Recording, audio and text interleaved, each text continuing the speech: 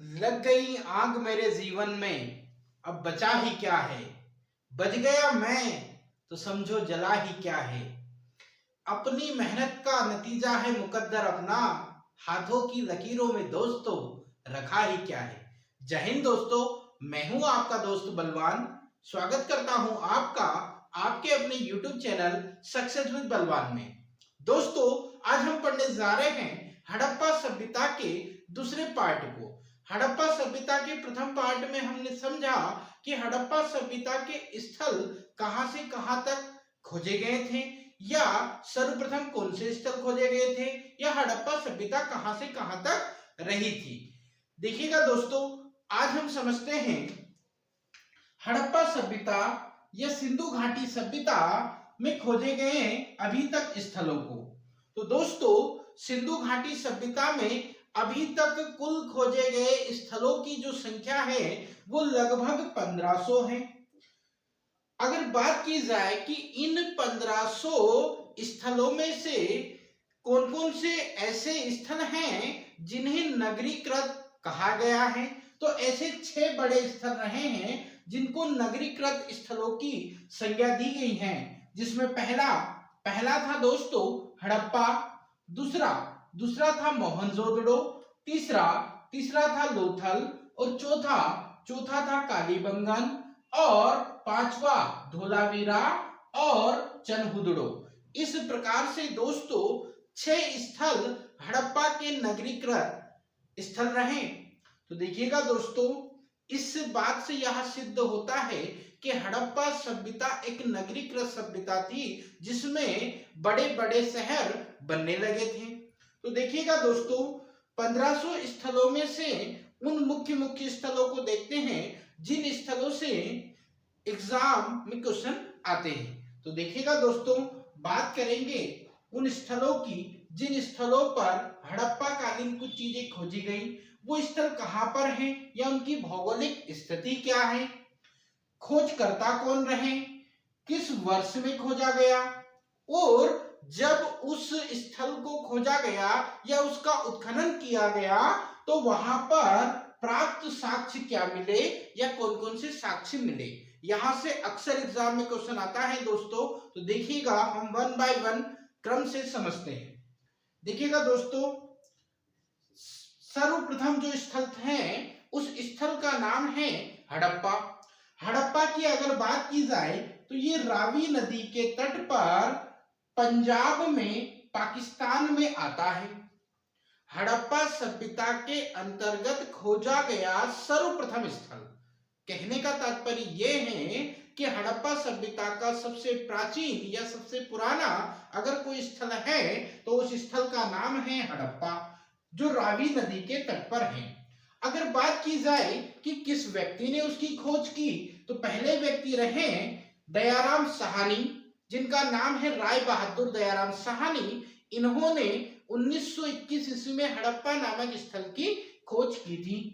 दूसरे जो व्यक्ति रहे खोजकर्ता, उनका नाम है माधव स्वरूप वत्स। इन्होंने 1933 ईस्वी में हड़प्पा नामक स्थान पर खोज की।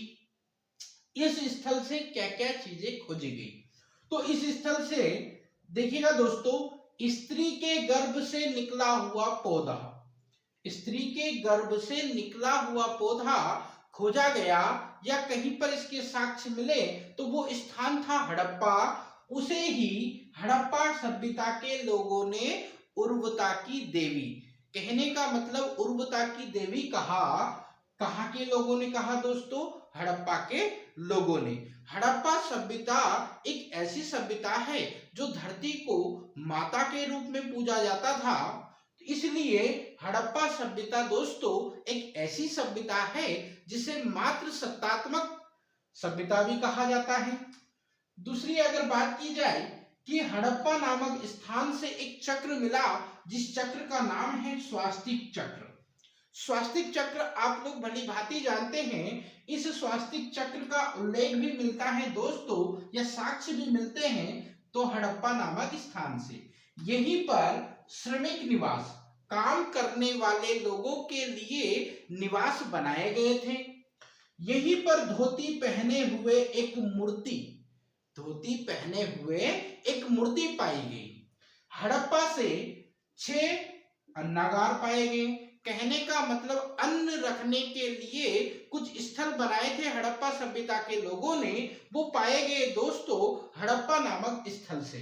तो कुल कितने अन्नागार थे? तो दोस्तों वो थे 6। इस प्रकार से हड़प्पा सभ्यता को खोजा गया। दूसरा जो स्थल है वो स्थल है मोहनजोदड़ो। मोहनजोदड़ो की अगर बात की जाए तो मोहनजोदड़ो सिंधु नदी के तट पर सिंध प्रांत में और वर्तमान पाकिस्तान में आता है। देखिएगा दोस्तों, यहाँ पर रखाल दास बनर्जी ने 1922 ईस्वी में खोज की थी। जब 1922 ईस्वी में यहाँ पर खोज की गई थी तो यहाँ पर अत्यधिक मात्रा में मृत शव पाए गए। अत्यधिक मात्रा में मृत शव पाए जाने के कारण इसको या मोहनजोदड़ो को मृतकों का टीला कहा गया। मृतकों का टीला किस लिए कहा गया दोस्तों? क्योंकि अत्यधिक वहां पर शव जमीन में गड़े हुए दबे हुए मिले थे। इन दबने हुए शवों से ही ये अनुमान लगाया गया कि हड़प्पा सभ्यता का जो विनाश हुआ है या विनाश रहा है उसका प्रमुख कारण बाढ़ रहा है। यहीं से एक स्नानागार मिला। स्नानागार नहाने के लिए एक बहुत बड़ी इमारत या बहुत बड़ा कुंड मिला था जिसे स्नानागार कहा जाता है, जिसे स्विमिंग पूल भी कहा जाता है। तो दोस्तों स्नानागार जो बनी हड़प्पा सभ्यता की सबसे बड़ी इमारतों में से भी एक है। अगली बात की जाए तो यहाँ पर दोस्तों अन्नागार मिला। अन्न रखने के लिए मोहनजोदड़ो में भी एक स्थल बनाया गया था। शतरंज की गोटियां मिली या शतरंज खेलने के साक्ष्य मिले। इससे यह पता लगाया जाता है कि हड़प्पा सभ्यता के जो लोग थे वो शतरंज से परिचित थे।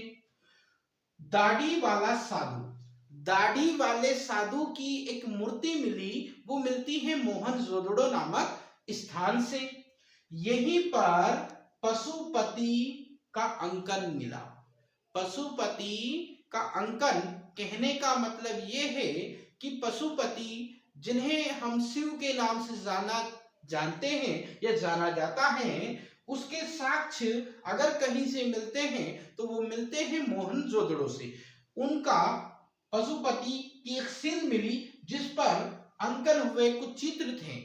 तो देखिएगा दोस्तों, अगर बात की जाए कि मोहनजोदड़ो के जो लोग हैं ये मातृ देवी की मूर्ति या मातृ देवी की स्तुति करते थे, तो उस स्थान से मातृ देवी की मूर्ति भी मिली। कासे की एक नर्तकी की मूर्ति भी मिली। इस समय के लोग लोहे से परिचित नहीं थे। तांबे को कांस्य में या टीन में मिलाकर, तांबे को टीन में मिलाकर कांस्य बनाया जाता था। लोहे से परिचित नहीं थे, तो उन्होंने एक नर्तकी नाचने वाली महिला की एक मूर्ति बनाई थी, जिस मूर्ति को नग्न अवस्था में पाया गया। अगर बात की जाए तो मोहनजोदड़ो के जो लोग रहे हैं, क्या यहाँ के लोग पक्के घरों को बनाते थे? ऐसा तो नहीं था, लेकिन यहाँ पर सबसे बड़ी ईंट के साक्ष्य भी मिले। ये सारे स्थल अगर कहीं से मिलते हैं तो वो मिलते हैं दोस्तों मोहनजोदड़ो से।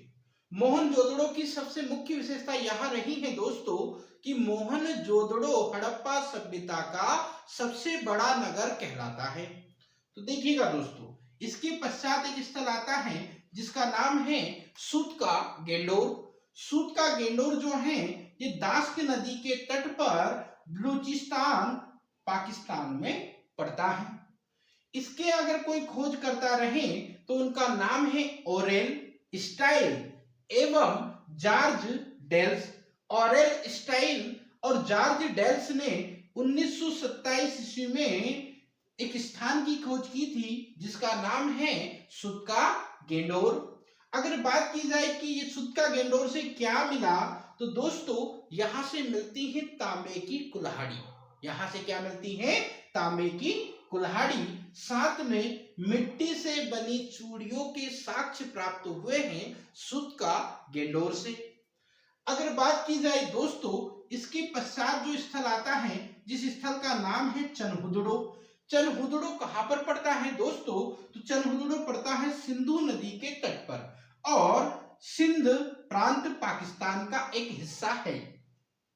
यहां पर खोज करने वाले अगर कोई व्यक्ति रहे तो वो थे एन.जी. मजूमदार।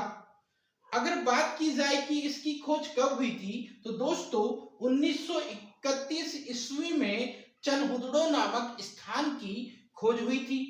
चनहुदड़ो से मिट्टी की बैलगाड़ी, कांसे की खिलौना गाड़ी। कहने का तात्पर्य यह है कि इस समय के लोग अपने मनोरंजन के लिए मिट्टी की बैलगाड़ी बनाना, कांसे की खिलौना गाड़ी बनाना या मनके बनाने के कारखाने के साक्ष्य अगर कहीं से मिले हैं तो उस स्थान का नाम है दोस्तों चनहुदड़ो।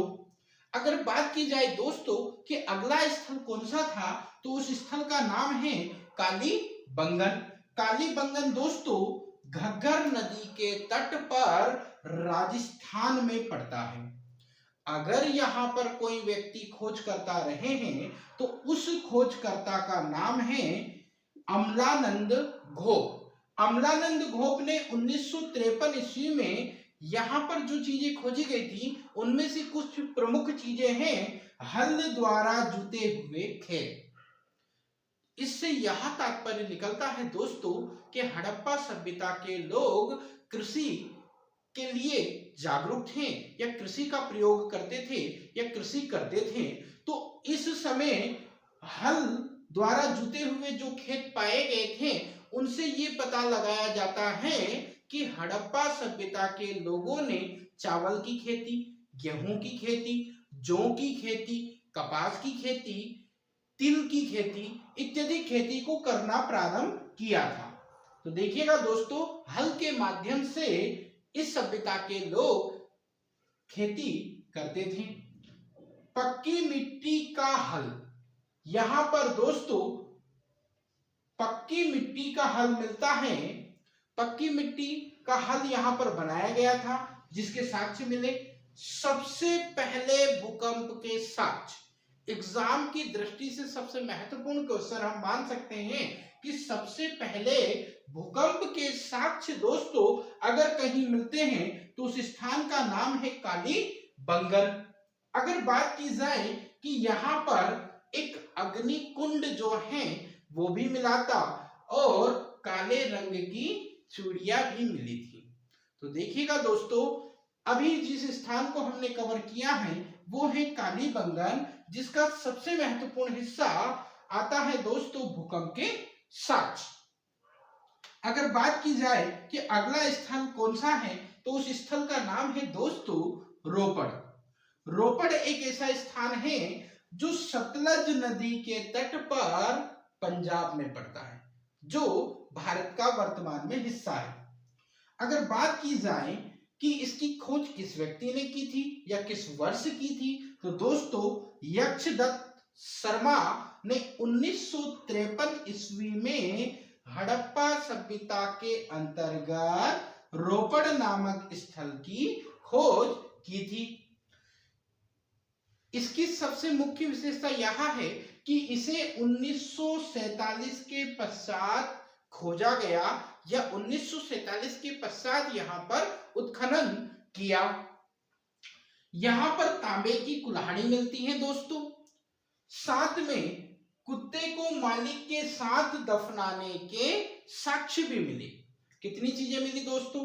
तो पहला 1947 के पश्चात स्वतंत्रता प्राप्ति के पश्चात खोजा गया स्थल है, साथ में तांबे की कुल्हाड़ी मिलती है, पालतू कुत्ते को मालिक के साथ दफनाया जाता था।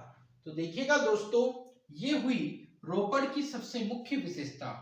अगर बात की जाए कि अगला स्थल कौन सा है तो उस स्थल का नाम है दोस्तों सुतको तदा।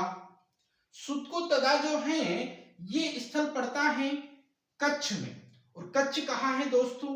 गुजरात में।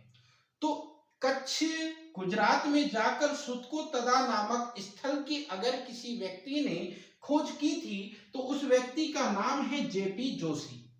अगर कब की थी तो दोस्तों 1954 ईस्वी में खोज करने वाले जेपी जोशी वो किस स्थल की खोज की तो उस स्थल का नाम है दोस्तों सुतको तदा। यहां से क्या मिला दोस्तों?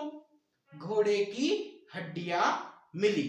घोड़े की हड्डियों से तात्पर्य ये निकलता है कि इस समय के लोग पशुपालन करने के लिए भी प्रसिद्ध थे, लेकिन पशुपालन के साक्ष्य कहीं से नहीं मिले। इन लोगों ने घोड़े और हाथी को पालतू बनाने के लिए प्रयास किया, लेकिन इनका प्रयास सफल नहीं हो पाया। इसलिए पशुपालन के साक्ष्य हड़प्पा सभ्यता से नहीं मिलते हैं दोस्तों, लेकिन घोड़े की हड्डियां जरूर मिली थी।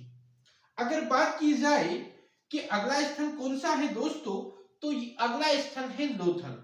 लोथल एक प्रसिद्ध बंदरगाह भी है दोस्तों, जो भोगवा नदी गुजरात में पड़ता है।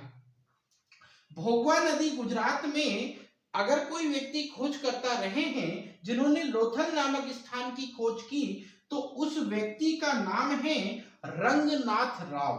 किस वर्ष खोज की थी दोस्तों? तो 1957 ईस्वी में। सारे के सारे स्थल जो खोजे जा रहे हैं वो खोजे जा रहे हैं स्वतंत्रता प्राप्ति के पश्चात। स्वतंत्रता प्राप्ति के पश्चात सबसे अधिक स्थल हड़प्पा सभ्यता के अगर कहीं खोजे गए थे भारत में तो उस स्थान का नाम है दोस्तों गुजरात। गुजरात में स्वतंत्रता के पश्चात सबसे ज्यादा स्थल खोजे गए थे। तो देखिएगा दोस्तों, गोदीवाड़ा बंदरगाह। गोदीवाड़ा जो बंदरगाह है उसकी खोज होती है, लेकिन वो किस स्थल से होती है तो उसका नाम है लोथल। और लोथल खुद एक प्रसिद्ध बंदरगाह रहा है, जहां से जो हड़प्पा सभ्यता के लोग रहे थे उनकी समाज या उनकी संस्कृति रही थी वो पुरोहित या व्यापारी, अधिकारी, जुलाहा इस प्रकार के लोग हुआ करते थे। तो अपना जीवन निर्वाह करने के लिए व्यापार करते थे, और व्यापार वो किसके माध्यम से करते थे तो दोस्तों बंदरगाह के माध्यम से करते थे। तो लोथल नामक स्थान को एक बंदरगाह के रूप में भी जाना जाता है, और वहीं पर एक बंदरगाह मिला जिसका नाम है दोस्तों गोदीवाड़ा बंदरगाह। अगर बात की जाए कि यहाँ पर धान की खेती के साक्ष्य मिले, धान की खेती दोस्तों मतलब चावल के साक्ष्य मिले थे। चावल की खेती करने के साक्ष्य अगर कहीं से मिलते हैं दोस्तों तो वो मिलता है लोथल से। दोस्तों अगला जो स्थान है उस स्थान का नाम है धोलागिर या धोलागिरा। धोलागिर जो है ये पड़ता है कच्छ में, ये भी पड़ता है दोस्तों गुजरात में। तो कच्छ गुजरात में धोलागिर या धोलावीर दोनों ही नाम पड़ता है दोस्तों। इसको धोलागिर भी कहा जाता है। धोलागिर नामक स्थान पर अगर कोई खोज करता रहे तो उस व्यक्ति का नाम है वी लाल। कब खोज हुई थी तो इसकी दोस्तों खोज हुई थी 1959 ईस्वी में। 1959 ईस्वी में खोजा गया और यहां पर पाया गया कि यहां पर सफेद कुआं का तात्पर्य जो कुएं को बनाया गया था उसको सफेद रूप में देखा जाता है, या वो कुआं सफेद दिखता था, इसलिए सफेद कुआं। जल संरक्षण के साक्ष्य, जल को संरक्षित करने के लिए नालियां बनाने या नालियों को बनाने के लिए नगर नियोजन की नीतियां चलाई गई, और नालियों को शहर से या नगर से जल ले जाने के लिए प्रॉपर रूप से बनाया गया था। या जल का संरक्षण किस प्रकार से होता है ऐसी साक्ष्य अगर हमें कहीं से मिलते हैं तो दोस्तों वो मिलता है धोलागिर या धोलावीर। अगर बात की जाए कि यहाँ पर क्या पाया गया था तो यहाँ पर दोस्तों एकमात्र स्टेडियम पाया गया। स्टेडियम मीन्स कैसा होता है स्टेडियम? तो दोस्तों स्टेडियम से तात्पर्य ये है कि हड़प्पा या सिंधु घाटी सभ्यता के जो लोग रहे, सैंधव सभ्यता के जो लोग थे, वो अपने मनोरंजन के लिए पशुओं को लड़ाने का कार्य करते थे, बैलों को लड़ाने का कार्य करते थे, सांडों को लड़ाने का कार्य करते थे, और उसके आसपास बैठकर आसानी से या मजे लेकर इस सभ्यता के लोग देखते थे। तो इन्होंने इस मनोरंजन के लिए एक स्टेडियम भी बनाया था। इस से ये तात्पर्य लगता है कि पशुओं को लड़ाने का कार्य किया जाता था, इसलिए इस सभ्यता का सबसे प्रसिद्ध पशु रहा एक श्रृंगी पशु, एक सिंग वाला सांड या एक सिंग वाला पशु। एक सिंग वाला पशु मिला।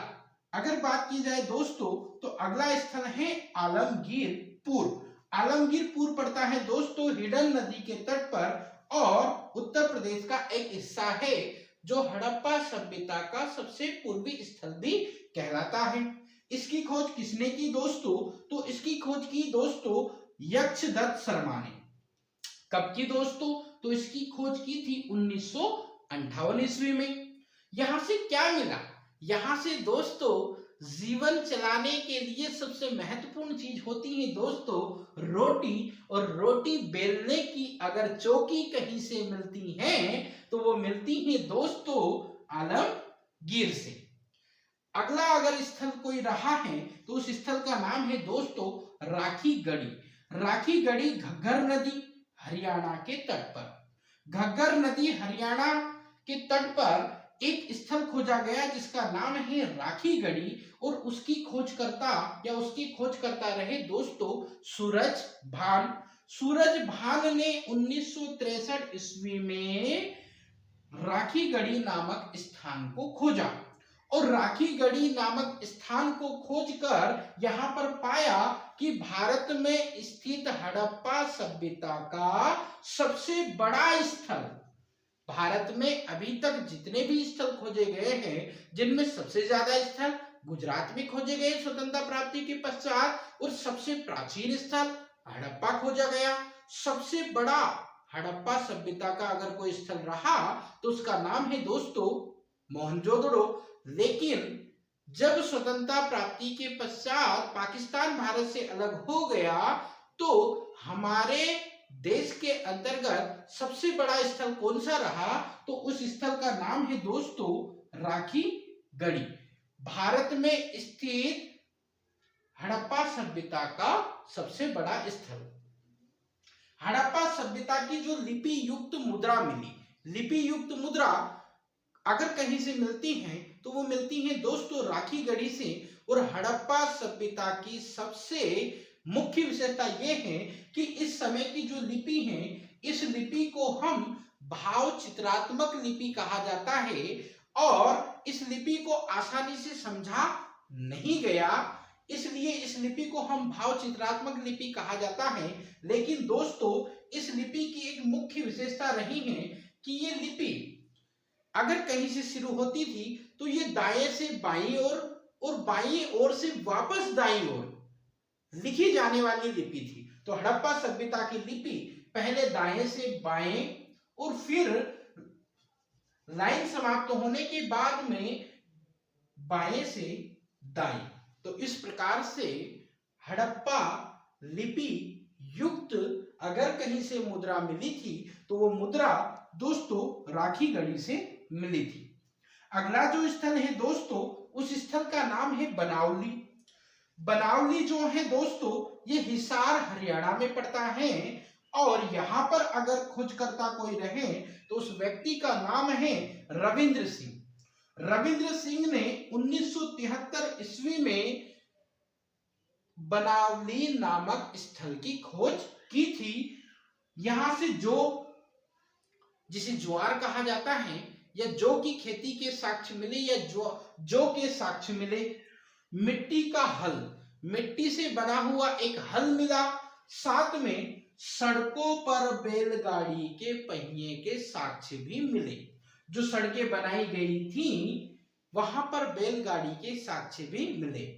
दोस्तों वैसे आप लोगों को पता है कि हमारे देश में उतावले लोगों की कमी नहीं है, तो जिस समय बनावली में सड़क बनाई गई थी, उस समय किसी व्यक्ति ने उस सड़क पर बैलगाड़ी चला दी, और बैलगाड़ी चला दी तो उस पर पहिए के साक्ष्य पाए गए। तो देखिएगा दोस्तों, इस प्रकार से हमने कवर किया हड़प्पा सभ्यता के मुख्य मुख्य स्थलों को जो एग्जाम की दृष्टि से अति महत्वपूर्ण होते हैं। हड़प्पा सभ्यता एक ऐसी सभ्यता है जो खोजने के बाद में ज्ञात में आई, या खोजने के पश्चात लोगों को पता लगा कि यहाँ पर कुछ चीजें रही हैं। तो हड़प्पा सभ्यता की सबसे महत्वपूर्ण चीजों पर आज हमने प्रकाश डाला है। तो थैंक यू दोस्तों, बने रहिए सक्सेस विद बलवान के साथ।